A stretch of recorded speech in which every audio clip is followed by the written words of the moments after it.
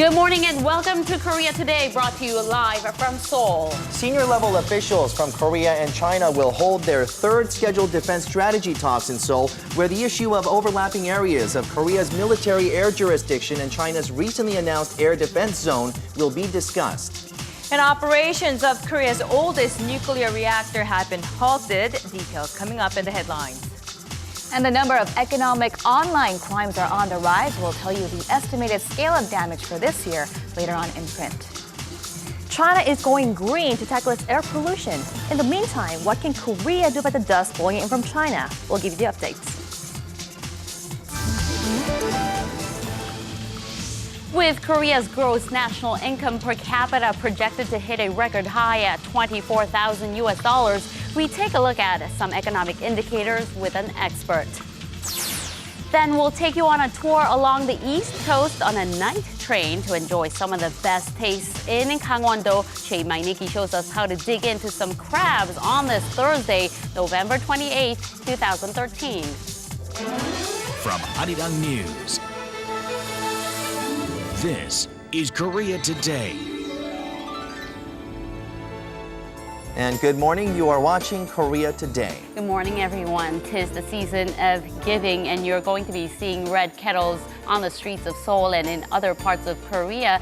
The Salvation Army kicked off its Red Kettle Drive yesterday with a bell-ringing ceremony. That's right. The official Kettle Drive begins on Monday, which is December 2nd, and lasts throughout the month of December till the 31st. But a lot of you might be concerned that, hey, I might not have the cash, but there's no excuse there. Since last year, the digital Kettle Run has been going on, where credit cards as well as transportation cards are being accepted for donations as well. That's right. And later on our show, our Idami will show us another nationwide charity project that is underway. So it must really be the season of giving, and sharing, and loving. You can really feel it when those bells start ringing. That's right. All right. We'll turn to Na Young for a check of the stories we're following at this hour.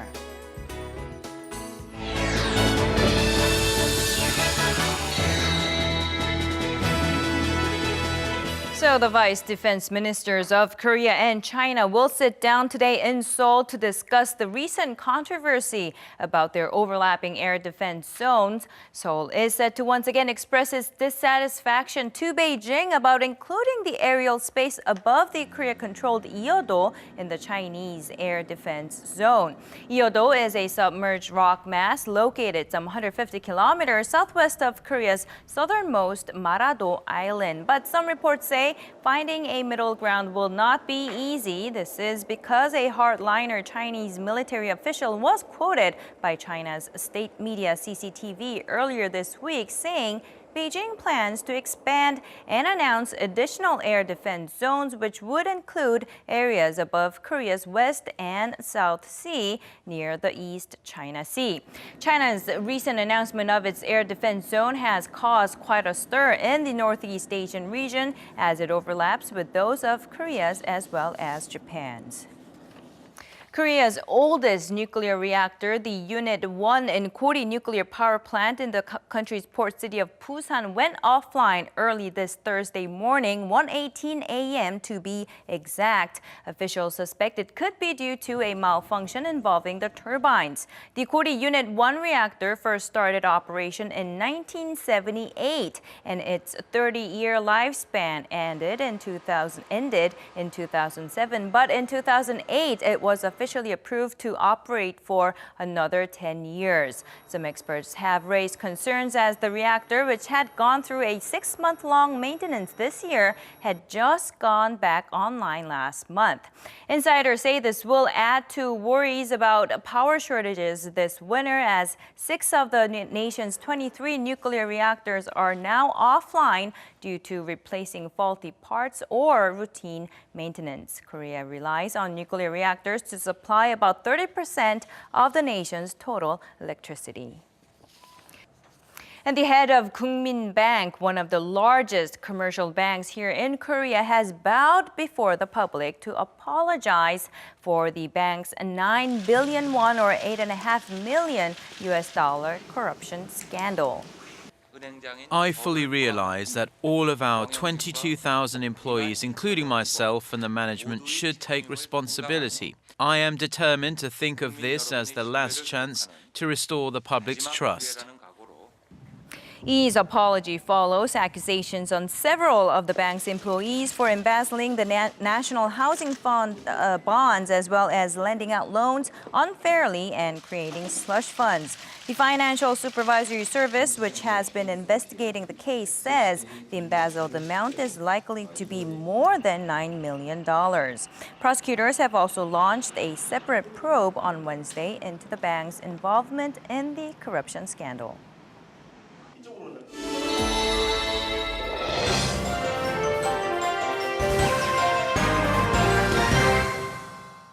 And good morning, everyone. I'm Eunice Kim with a look at your newspaper headlines this morning. Now, continuing its coverage on the air defense zone controversy amongst Korea, China, Japan, and even the United States, 조선일보's main headline reads, U.S. and China's 1972 Shanghai communique on shaky ground. Now, on the side, it notes the background of the Shanghai communique. It was reached between then Chinese leader Mao Zedong and U.S. President Richard Nixon to normalize their countries' relations. Now, the points of understanding to maintain peace in Asia and the Pacific region included not seeking supremacy in the region and opposing such pursuits by other nations. Scooting over to 중앙일보 next, it has a business story on its front page. We'll take a look at this headline. It reads, companies suffocated by grassroots regulations, even road maintenance costs dumped on them. And the sub-headlines go on to say that the central government's efforts to untangle regulations to help businesses grow are useless if the local governments choose to ignore their implementation. And scooting right over to Gyeongyang Shinmun next, it has the burial of retired General Chae Myung-shin, pictured right there, planned for later today. He served as the first commander of the South Korean forces during the Vietnam War. He left the instruction, "Bury me with the soldiers," in his will. It's a wish that will be respected today, making Chae the first general to be laid to rest in a soldier's grave. The picture caption notes that a soldier's burial spot measures about 3.3 square meters, while a place at the general's grave is about 8 times that size. And scooting right over to 동아일보 now, its front page image shows the return of the red kettles, as you heard at the top of our show this morning. The title reads, Salvation Army kettles are back, neighborly love, jumping, jumping, borrowing from the group Crayon Pop's hit song there. They were there as Goodwill ambassadors to ring in the start of the giving season, joined by Salvation Army Korea Commander Park Chung-deok and Seoul City Mayor Park Won-soon, as you see there. Last year, Koreans donated the most ever at 5.1 billion won, or about $4.8 million US. This year's goal is to beat that at 5.5 billion won, roughly $5.1 million. And in case you are collecting your change, the collection does begin on Monday. And finally, scooting over to Korea Economic Daily, its headline reads, Koo Bon-jun, vice president of LG Electronics, said next year to be more difficult. LG Electronics crisis breakthrough people, and pictured there are those people who were promoted to the roles of president at various departments at the conglomerate yesterday. And with that, we'll wrap your look at what's in print on this Thursday. Next up are your closing numbers from Wednesday's market action.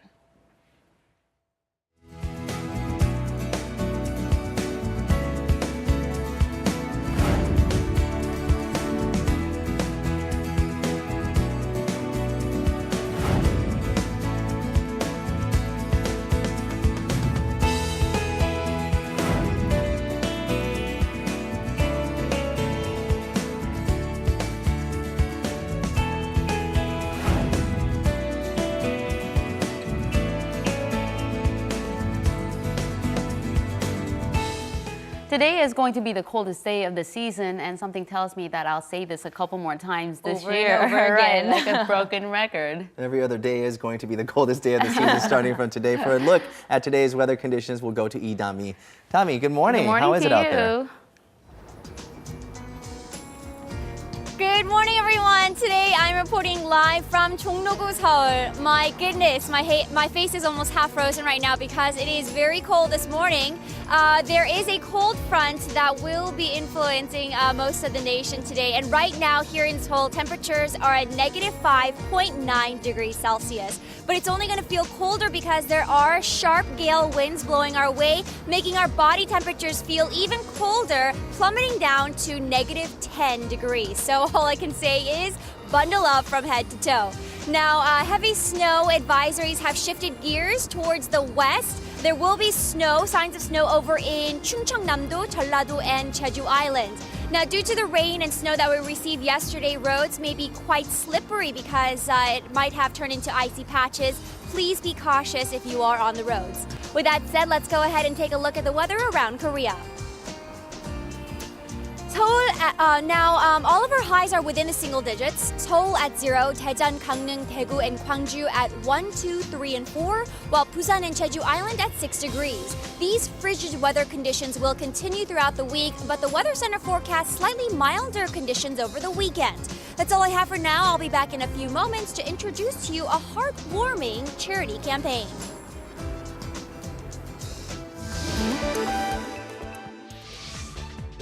In 2007, Korea's gross national income per capita surpassed the $20,000 mark for the first time. With its unprecedented rapid growth, Korea managed to enter the list of top income-earning countries. But with the global financial crisis, the country's per capita GNI dipped down to the $10,000 range, and in the last 3 years, it has been hovering at the low $20,000 range. But this year, the country's per capita GNI is expected to rise above the $24,000 mark, recording a new high. There's another noteworthy economic indicator. It's the Consumer Sentiment Index, which reflects how people feel about the economy. This index hit a record high for the first time in 2 years and 9 months. Korea's overall economic indicators seem to be showing positive signs. But are the effects of these numbers felt directly by people and businesses? Let's take a further look at some of these economic indicators and what to expect in the Korean economy.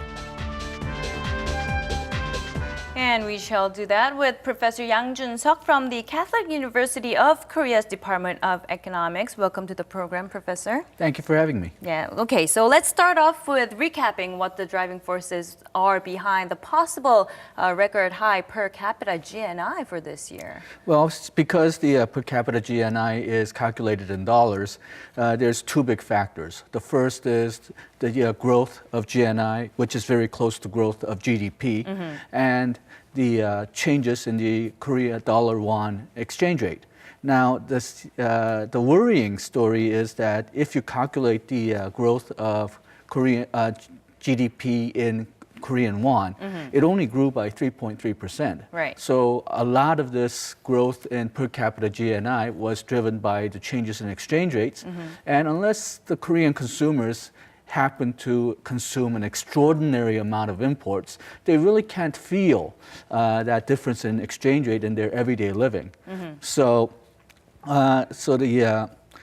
it's good that the economy is growing, but typically Koreans tend to feel that we're in a recession unless we grow by 4% a year, and that's in won basis. And since the growth so far is less than 4%, a lot of people are not going to feel that they really have a very high per capita GNI. So that's probably why not a lot of people, especially in the middle class, are not going to really feel this rise in income. Exactly. And also, part of the problem is that, like a lot of other advanced countries, Korea's growth is not being felt across the board.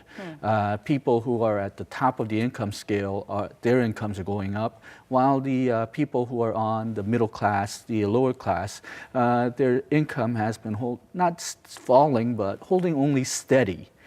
So that's also going to be another factor that's moving in. And also, except for the very richest Koreans, the household debt is growing. Right. So even if they do have an increase in income, a lot of that increase in income is going to go off to paying off the debt. So again, we're not going to see a lot of people are not going to feel a lot of increase in income. And what's even worse is that if we want to have a recovery, then we really need to increase domestic consumption. And that's not going to happen with this household debt overhang. But what's interesting is that the Bank of Korea says November's consumer sentiment index was at 107. So anything above the 100-point mark means that people are willing to spend more. So is that a fair assessment? Well, people are optimistic. I think the last few years have been so bad that any kind of signals which seems optimistic is people really feel that that's good news. But again, the problem is things may be getting better, but how much are people going to spend? And we have problems with household debt, as I said. We also have problems with international economy, which are making people nervous. People are not completely sure that recovery will take place, so they're going to be careful in their spending.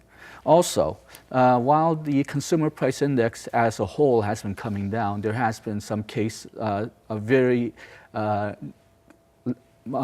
big cases where prices have risen. For example, electricity, dairy goods, and rents, 전세. So those are also going to be factors which limit people's consumption, limit people's spending, and so even though people may be optimistic, they may not be spending as much as we hope they will to lead the recovery. Okay. In contrast, the Federation of Korean Industries says the projected score for December business survey index is going to be below the 100-point mark. So why is that? Okay, part of the reason is that Korean won has appreciated, which is one of the reasons why we have such a high per capita GNI. But I think they're more scared of the depreciation of the yen. At the beginning of 2012, the yen was about 75 yen per dollar, but now it's trading around 100 yen per dollar. So that's a big depreciation. That's a big increase in competitiveness of Japanese goods, which are competitors to Korean goods. But also, the international situation is not really clear yet. U.S. seems to be on a very fairly solid path to recovery, but that can be ruined by political problems in U.S. Congress. It can also become unstable if the Fed decides to taper off its quantitative easing.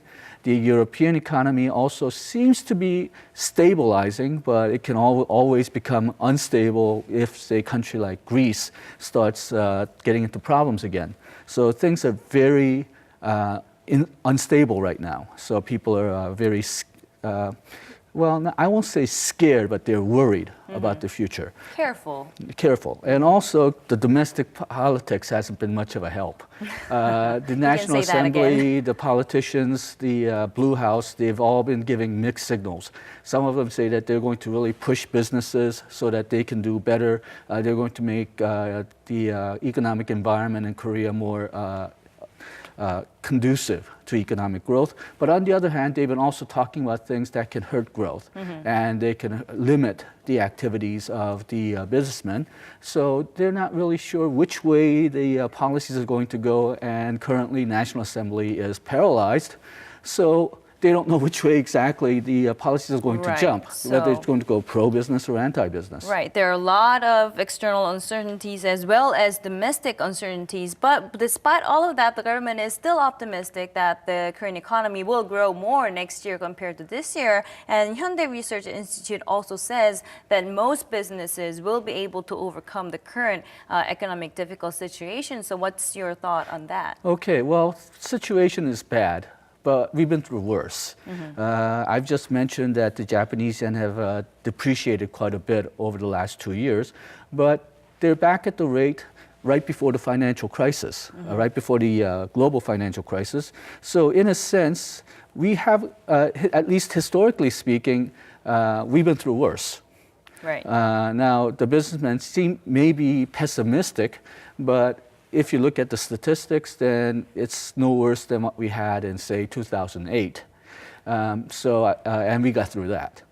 So I think we're not in a really scary place, but we should be worried a little bit. A little bit cautious. Yes, and if there's no big surprises coming in, then the U.S. recovery does seem to be fairly solid. The EU situation has been stabilized. Chinese situation, well, the growth in China has slowed down, but it's still rising at 7%. Right. So that's a fairly high standard by standards of almost every country. So we should be careful, but we shouldn't be worried too much. All right. All right, thank you very much. I have a couple of more questions, but unfortunately, we are out of time. Thank you very much, Professor Yang Jun-seok, for joining us today. Thank you for having me. Still ahead on Korea Today, you can see the timeline of Korea in the past designs of the country's postage stamps.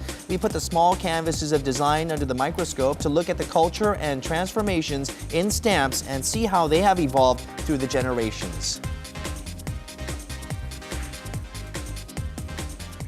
Annual yellow dust blowing in from China has been a long-standing problem for Korea, but recently there have been concerns over other substances traveling across into the country, and we've seen higher levels of fine particulate matter and smog billowing across the borders in what appears to be becoming a chronic problem. And with the increasing pollution from China, it seems that China is listening to the international community and has taken some bolder steps to curb carbon emissions as well as pollution. Arirang News Song Ji-sun joins us with more. Good morning. Good morning, Ji-sun. Morning, guys. China, obviously the world's second largest economy and Asia's largest economy, consumes the most coal in the world and also emits the most carbon dioxide in the world as well. And its Asian neighbors, including Korea and China, have always felt the impact. In fact, more than 40% of the pollutants in the air in the capital Seoul here are believed to have blown over from the neighboring China.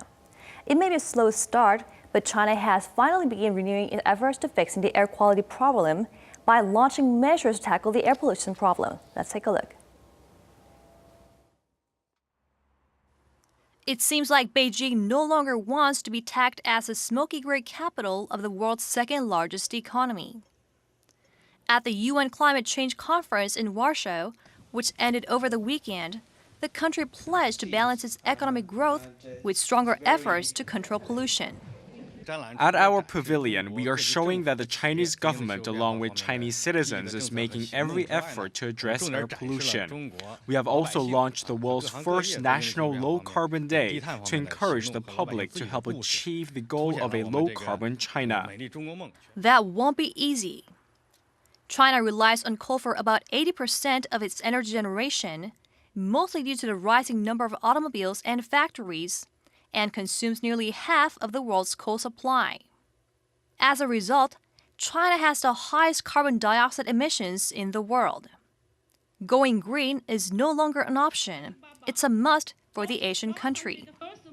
One section of the country's 5-year plan ending in 2015 is dedicated to the environment and pollution control. Beijing requires that cars take a day off the road every other day, and it has closed factories that do not abide by emission standards.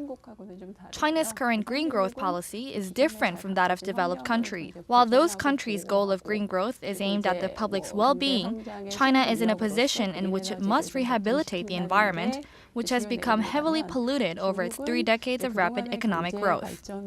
China and other countries with high greenhouse gas emissions want some time to make plans at the recent UN Climate Change Conference in Poland.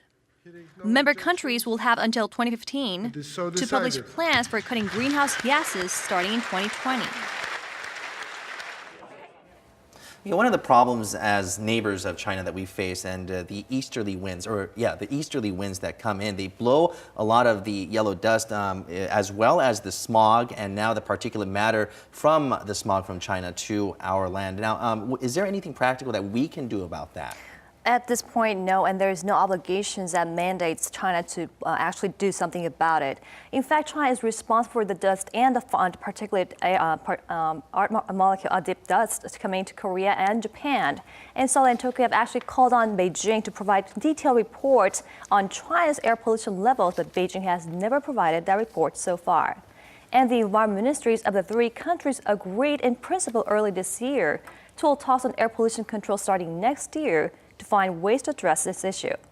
And another issue is that it's very expensive with this problem. In fact, it costs China at least $100 billion a year in economic damage from air pollution, and for Korea, it's $1 billion damage a year. And there is no quick solution to pollution, but all of this could mean a source of opportunity for Korean companies who may want to tap into this pollution market and have a piece of this pollution pie, if you will. Exactly. China is vying to reduce its coal consumption and actually increase the level of using renewable energies and fuels.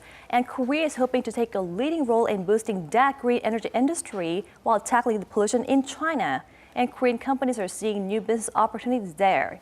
And of course, Korea is going to be aiming for the market of the renewable energy market, which is going to be at least 20% of the total power output. It's an $800 billion market by 2020. And the Korean government has also launched a task force to support those companies in 2011 who are vying to enter the Chinese market. That was in 2011, this task force. Well, it hasn't been that long, but has this helped in any noticeable way? Well, actually, I contacted some of the representatives of the small and mid-sized companies, but they said it was they were struggling to enter the Chinese market. In fact, the Chinese government has revved up its limitations and entry barriers for other countries in terms of those companies. It's a very high entry barrier for Korean companies to open a new revenue market in China. So we would still have to wait and see if the Korea, with the advanced technologies, especially solar panels and wind power generation, could actually bring our technologies to the Beijing market. Okay. So in the meantime, all we can do is wear those masks and try to prevent that from protect ourselves from the environment. It's such a tedious task, and it takes so much time to undo all the damage that we've been doing so far. Well, thank you very much for this report, Jisan. Thank you. All right, now we're going to shift gears and go back to our Dami, right? Exactly. Now she has something special for us, and we talked about the Salvation Army kettle drive. Now this is something where you can actually see and tangibly feel how much money is being donated. We'll take it over to Dami right now.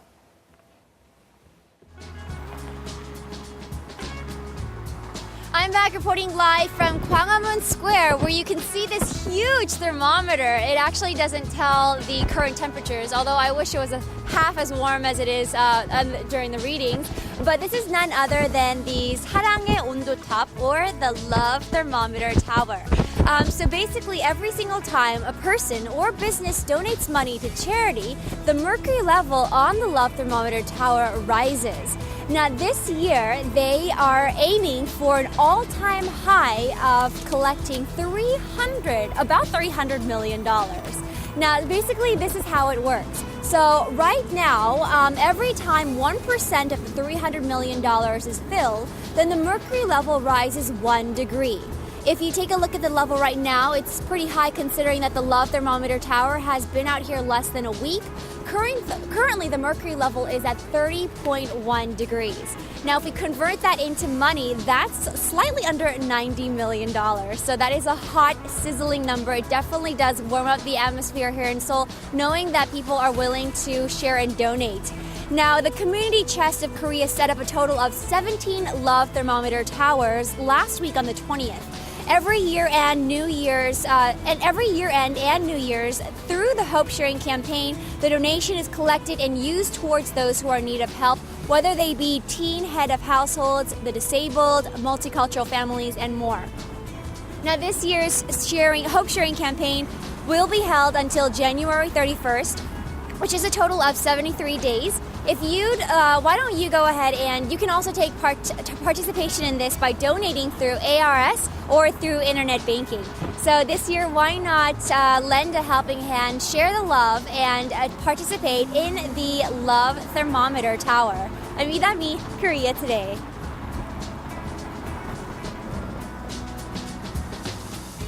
Thank you very much, Dami. So why not show a little bit of love around you? It is the holiday season, for that matter. December is right around the corner, and what you can do is also pitch in and make a donation. But another thing that you can do is write a card or a handwritten letter to someone and send them out, right? That's right. Everyone, and everyone's on their smartphones and computers these days. It seems like writing a letter has become a thing of the past almost. But I am sure I speak for a lot of people when I say I used to enjoy collecting postage stamps and just, choosing which ones to put on my letters and Christmas cards. The pretty ones too, right? I remember lining up to get my hands on, not the postage stamps, but the Christmas seals. You remember those, right? This one is actually this year's Christmas seal. I'll open it up and show it to you. Look how pretty it is. All right. And it's really meaningful because the money that you pay to get these seals go to patients fighting tuberculosis. So that was very meaningful. I remember fighting with my friends to get my hands on more of these Christmas seals when I was little. And it all goes to a good cause. And Exactly. it's great to see something like that. But at the same time, these postage stamps as well as the seals, they show a bit of a timeline about the history of Korea. So we'll take a look at some of the designs that were involved in the past stamps and seals. When December comes around, many Koreans think of Christmas seals that are sold to raise funds for charity programs. These holiday seals were placed side by side with postage stamps when sending handwritten letters to loved ones. And they were the perfect addition to relay the holiday spirit from the sender to the receiver. Korea's first Christmas seals were printed 60 years ago, and since then, the designs have transformed in many ways. More than 100 countries around the globe print out Christmas seals, and most of them feature holiday-themed designs. However, we try to differentiate our Christmas seals by portraying representative pictorials of Korean history and culture in the tiny given frame. This year, special Christmas seals to commemorate the 60th anniversary of the founding of Korea's National Tuberculosis Association include Korea's first ever seal design of Sungnaemun, children wearing traditional attire against the backdrop of Gumgangsan Mountain, Joseon Dynasty's famous Korean admiral Yi Sun-shin, a Korean traditional Nongak ensemble, and the beautiful Dokdo Islets. These small seals carry substantial traces of Korea's history and culture. But actually, post stamp designs are known to have been around longer than Christmas seals. As some say, one can see Korea's history through its stamps. Much of the country's culture and history have been depicted on these spaces. The Korea Post Service Office is where all of the country's stamp designs are created. The biggest difference with stamp designs is that a detailed message must be conveyed on this small 2 to 4 centimeter frame. As these post stamps are also known as one of the nation's important symbols, special care and thought must be put into the design process. Painstaking and meticulous design work and research must first be done before the actual designing takes place. The technicalities of designing postage stamps also drastically changed since 1995. Before, most of the work was done manually, but now the majority of the work is carried out using computer graphics for a speedy and simple turnout. The history of stamp design goes back some 130 years. So how have postage stamps changed? The first Korean post stamp dates back to 1884 and was printed in a single color. However, with industrial and technological advances, stamps also experienced a new, more colorful and pictorial-focused era. Then, what kind of subjects are often designed for Korean postage stamps? There are countless designs featured on postage stamps, from animation characters to natural objects like flowers and birds, famous historical characters as well as architecture. Especially since Korean stamps are recognized as our nation's emblem, we often depict our country's cultural assets and themes to decorate our postage stamps. As expected, Korean cultural assets are most often featured as main designs on stamps. From Korea's ancient palaces, Hunminjeongum or Korean script, to intangible cultural assets like the Talchum mask dance and Salpuri dance. Countless aspects of Korean culture have become the centerpiece in decorating the nation's stamps. Korean-style stamp designs have also been printed in other countries and are becoming effective messengers in spreading Korean culture. As these post stamps are sold in different countries that have diplomatic relations with Korea, more and more foreigners are naturally coming in contact with Korean culture. That's why these tiny stamps are regarded as more than just simple designs. Out of the many designs, the country's #1 national treasure, Sungnaemun, has been featured 16 times. In order to remember the historical day of the completion of the nearly destroyed Sungnaemun restoration project, another Sungnaemun-themed postage stamp was introduced this year. This time, the designing process took 18 months. Not too long ago, Koreans almost lost one of their most beloved and valuable treasures, Sungnaemun. So to bring out a more affectionate and warmer sentiment, we designed the Sungnaemun postage stamp with watercolors as opposed to the contemporary photographic technique. Korea's cultural assets aren't the only designs used on stamps. Various commemorative and timely events, loved by many, are also depicted, such as the numerous 1988 Seoul Olympic stamps that were put out. Besides these, many other themes have been used to design postage stamps in series, such as traditional food, animals, and plants. Many of Korea's stories are told and shown through postage stamp designs. Stamp collectors are most keen and interested in the true value of Korean postage stamps and their designs.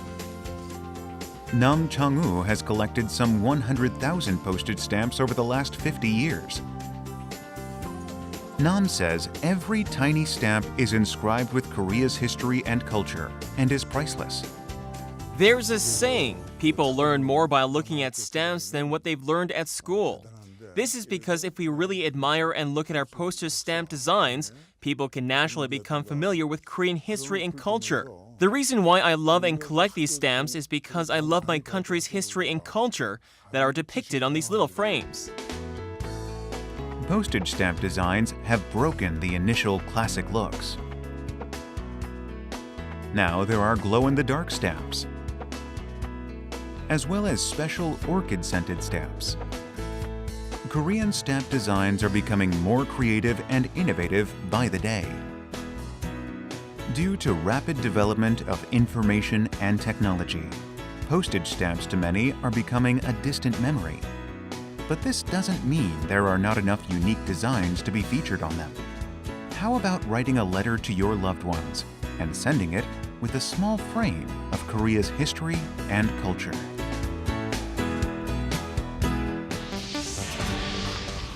And still ahead on Korea Today, tubu with a regional twist. The tradition of making tubu, Korea's bean curd, has lasted for 400 years in the eastern coastal town of Gangneung.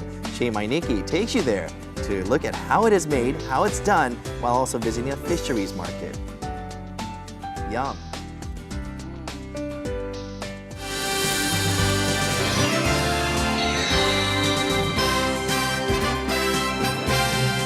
And a good Thursday morning to you all as we kick things off in the KBO. Now, in the latest series of Tusan Bears Reshuffle, no one expected this next news to happen. In fact, many of the coaches and players were caught off guard when the Tusan Bears decided to fire manager Kim Jin-wook. Now, on Wednesday, Tusan Bears president Kim Sung-young personally gave manager Kim Jin-wook the notice, stating that he will not return next year. The team's PR rep added that it was his poor decision-making as a manager that led to the decision as they promoted their Futures League manager Song Il-soo. Now, Song, a 63-year-old Korean-Japanese coach, is known for his offensive managing and should be a good fit according to many experts. Meanwhile, the news came while the Tusan Bears were training in Miyazaki, Japan. Now moving on to some midweek K-League Classic action as Gangwon FC and Daegu FC drew 2-2 with Suwon beating Jeonbuk 1-0 and Busan beat Ulsan 2-1. Also Gyeongnam FC and Daejeon drew 1-1 and Seongnam pulled away with a 1-0 win over Jeonnam. So with that said, let's take a look at our next big match that took place as well as FC Seoul took on the Pohang Steelers. Now, both teams known for their offense, and the first goal of the match comes in the 12th minute as Kim Sung-dae drills one past the goalkeeper on a rebound, and Pohang is up 1-0. 21st minute, a foul is called in the penalty area, and FC Seoul has a chance to tie it up. Daean takes the spot kick and converts it 1-1. 5 minutes later, it's No Byung-jun with a brilliant goal here, and Pohang is back up 2-1. Stays that way going to the second half of the match, but in the 74th minute, here's an insurance goal from No Byung-jun, his second goal of the match, and Pohang takes this match 3-1, as their title hopes still remain alive. And now moving on to Wednesday night's KBL action, Ulsan Mobis Phoebus took on the Goyang Orions. Let's take a look at the highlights from Ulsan. Of course, first quarter of the game, 6 different Orions players scoring in the quarter as they take a 19-15 lead going into the second quarter. But Mobis bounces back in the second quarter as they tie it up 39-39 going into halftime. Third quarter of the game, Mobis lighting it up, outscoring Goyang 30-17. Mobis never looking back in this game as Moon Tae-young puts up 22 points and 13 rebounds as Mobis crushes the Orions 91-70. Next up, we go over to the V-League where Hyundai Hillstate rallied back to beat Daejeon KGC 3-2 over on the women's side. Meanwhile, Samsung Hwajae Blue Fangs took on the struggling Kekko Vixarm, so let's take a look at the highlights.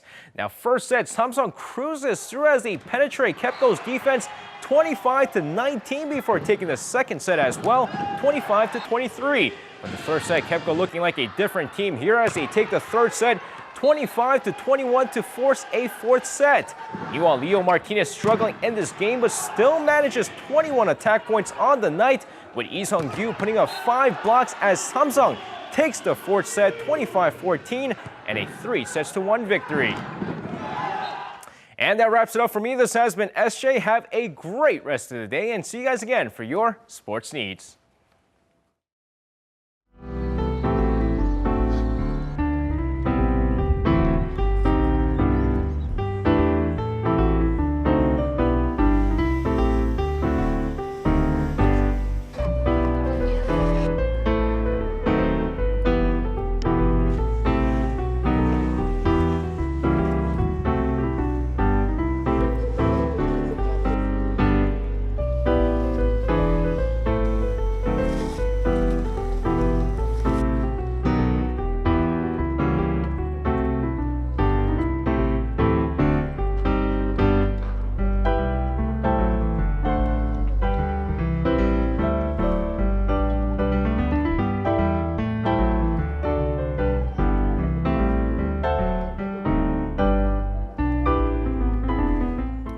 The season to push some cars, Young. It's just making me shiver just by looking at that. It is beautiful, the snow there. Just I want you to kind of slow down the pace of your life for a little bit. And speaking of slow, the slow food movement, it is more than just a trend.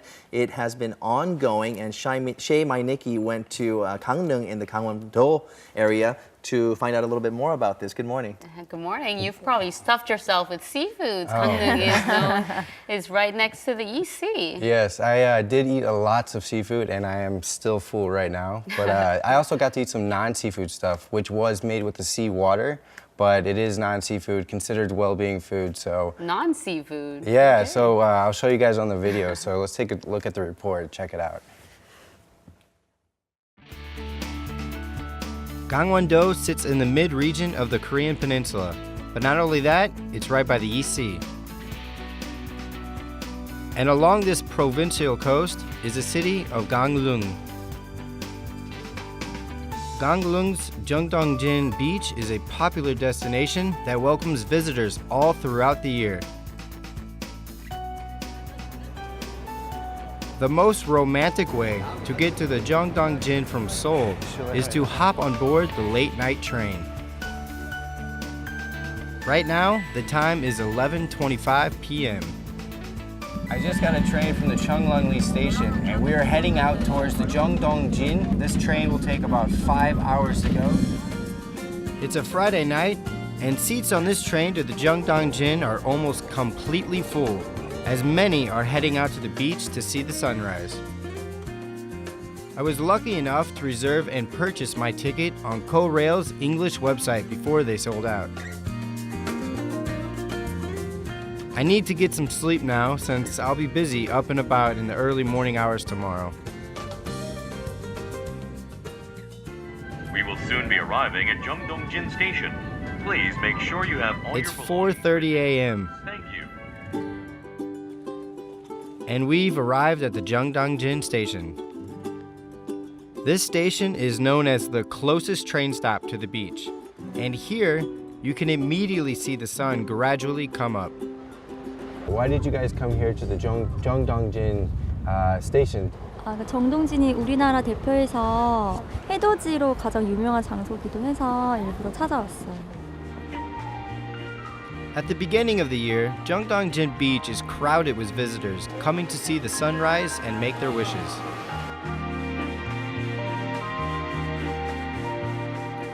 Wow, this is amazing. Now, if you got to be here to feel the way that I feel, and now I really do understand why people come here to the Jongdongjin station to view this spot. Here, there are people who have benefited from this grand body of water for many years. This is Chodang, Sundubu village, where locals make and sell one of Gangneung's representative dishes, Chodang dubu. 안녕하세요. The people here are busy making dubu at this early hour. The first thing to do is to crush all the soybeans soaked overnight and drain out the juice. Then, the juice is separately boiled to perfection. But there's one special ingredient that must be included.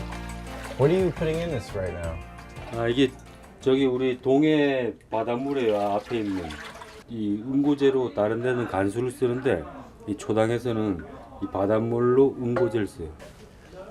Oh. 짤? Yeah, definitely salty. Here in the Chodang area, locals have been using water from the East Sea for some 400 years. The seawater is rich with magnesium and calcium needed to coagulate the dubu. Just made with soybeans and seawater, Chodang dubu is a very eco-friendly and natural dish. This looks a lot different from what I'm used to seeing in stores. It's not as solidified.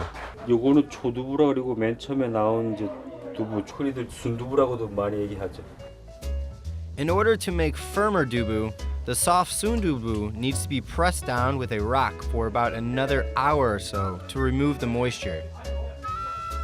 Chodang dubu is a slow food of Korea.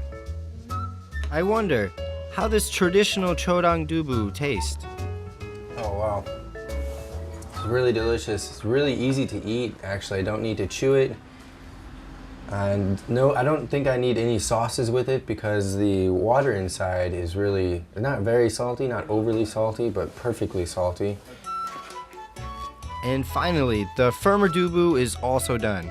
This kind of dubu still needs a bit of moisture so that it's firm but still soft. 김치하고 곁들여서 먹으면은 맛있어요. 얹어가지고. Oh, thank you.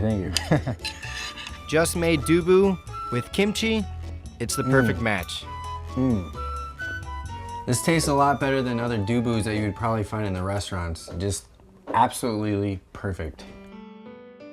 After enjoying the 400-year-old tradition of dubu making and tasting, visitors can stop by the Oju-kyun located near the Chodang Sundubu village. Oju-kyun, erected during the early years of the Joseon dynasty, is Korea's oldest detached section of a residential building. This building has been named as one of Korea's national treasures since visitors can still see the details of old architecture. But there's more to it. Right behind here is where Shin Sa-im-dang lived and her son Yi lived. And if you're unaware of who they are, you can check out your 50,000 won note and your 5,000 won note. Shin Sa-im-dang is on the 50,000 won bill and her son Yul-gok on the 5,000 won bill. They're both featured on Korea's currency. Shin Sa-im-dang was a famous Korean female artist who lived during the Joseon dynasty. And Yul-gok Yi was a famous Korea Confucian scholar and a revolutionary politician. Mother and son, with a backdrop of bamboo forest, were able to both concentrate on their studies. It almost feels as if their spirits still live on today. After a 30-minute car ride from Oju-kyun, I arrive at Gangwon-do's main port, Jumunjin Port. The East Sea's great depth mixing of cold and warm currents has made it especially suitable for many fish to live and flourish. This region's biggest sea market, Jumunjin Seafood Market, is here. Nowadays, seasonal seafood such as squids and sardines are sold and they're also grilled on the spot. 이건 뭐예요? 도루묵. 맛이 어때요? 맛이 좋아요. 좋아요? 네. This year, the region is abundant in sailfin sandfish as well. All right, here we go. Now is the best time to enjoy this delicious fish, as many are caught during the spawning season. Wow. The eggs are rolling in my mouth. At the fish market, red snow crabs are all around as well, and the price is much more affordable compared to the city. Wow, this thing is huge. As big as my face. 얼마예요? 2만 원입니다. 2만 원 싸요. 어머. 맛있게 드세요. 감사합니다. 네, 맛있어요. 네, 맛있게 드세요. All right. I was able to buy a bag full of fresh red snow crab for just 20,000 won, or less than $20. Around the fish market, there are many restaurants that will cook the seafood that you just bought. 안녕하세요. 홍게 좀 져줄 수 있어요? And you only need to pay a small fee for this service. If you come to a seafood restaurant, the prices are going to be pretty high. But if you go to a seafood market, you can bring the food here, bring any of the seafood here. It's going to be less expensive and they will cook it for you. So you get a lot more for your money. I can't wait to get my hands on the fresh crabs. Wow, this looks absolutely delicious. Isn't this a massive plate? All right, I'm going to show you the professional way. First, you cut all the way through. Not all the way through, but cut a little bit. And then you're going to bend it. And you're going to pull all of it. Watch this. Ah, perfect. And then you got a nice big piece of crab meat. Tastes like butter. Make sure you don't throw out the crab's intestines. The true Korean style of finishing up the meal is by eating the flavorful intestines mixed with rice and vegetables. This actually reminds me of bibimbap. And more importantly, there's a ton of crab meat in there as well, so it's very delicious. It's a tasty and filling feast made with the local taste of Gwanghwamun. Just like the energy of its beautiful sunrise, Gwanghwamun is a city filled with new adventures and experiences. You know, every year I say I will take the train to Jongdongjin and I fail for some reason. And especially, I think it's really popular among the winter season for some reason. Yeah, it's popular really when you go late at night because that's when a lot of people want to go see the sunrise. So you really need to make sure you go on the Korail website, book your reserve your spot, and make sure you get there on time. Because actually, this is a Guinness Book World Records for being the closest train stop to the sea. So yeah, right when you get off, you get the nice cool air and get to hear the crashing waves. Beautiful view. Beautiful, yeah. And it's been featured on several dramas as well. It's a great place. But now, let's go back to the tubu there. It looks like you become a master of tubu.